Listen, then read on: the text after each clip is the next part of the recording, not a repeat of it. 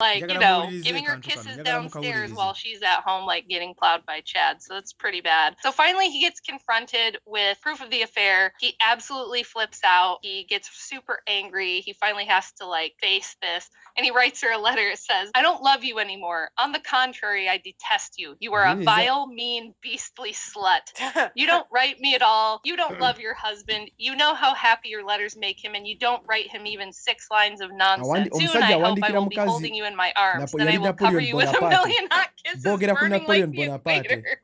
So Napoleon he's like, Bonaparte "You're a dirty, ng'asindikira lying ekikazi ekyali slut. You're a kimwendako. beastly slut, but also I can't wait to be with you again so What I can did kiss you all Napoleon over." have? What was his mother like? This is what I'm like. Oh, Good that's question. a really good question, and I had the same question, and I found out. So, and his life is super well documented. There's so Napoleon much Bonaparte documentation abasoma on his history life. of I was France. actually able to find out. European He was history. a mama's boy. Okay. He was a mama's boy, and he spent all of his time as a young kid, like really, really close with his mother before they sent him to like the military school. And he actually said, there's a written quote from him saying, "The future destiny of the child is always the work of the mother." So was So the there you go. was the mom like loyal to the husband? Is there any like? As far as I know, like there's not a ton about his parents. Like there's a lot of information about them, like what their lineage was and that they were rich and stuff like that. And they stayed married, but it says that he had like a very overbearing mother, like a really strong. That's what because like what I found is that when like the son have a weird dynamic with women, it's because the order of the family that he grew up in was off. So again, where the man took orders from the wife, and then it creates simps.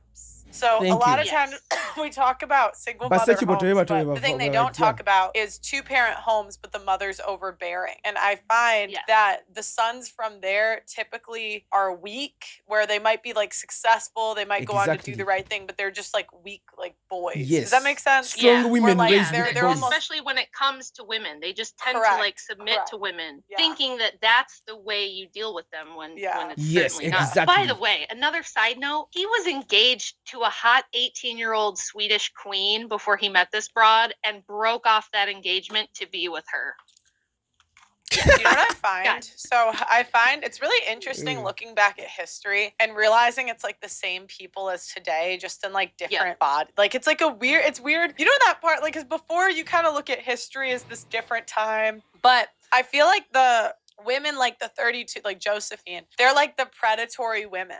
Where they don't, they might beat out younger women with these stupid games, but they always hate the men they work on. Yeah, that's basically what it was. And there's like other documentation about her life saying that she was really skilled at choosing men who she knew she could kind of manipulate and who would pay her debts. Because her big thing was she was a huge spender. And so he was always paying her debt and she had huge debts. So he's taking like massive amounts of his wealth, pay for her like really opulent lifestyle while she's cheap.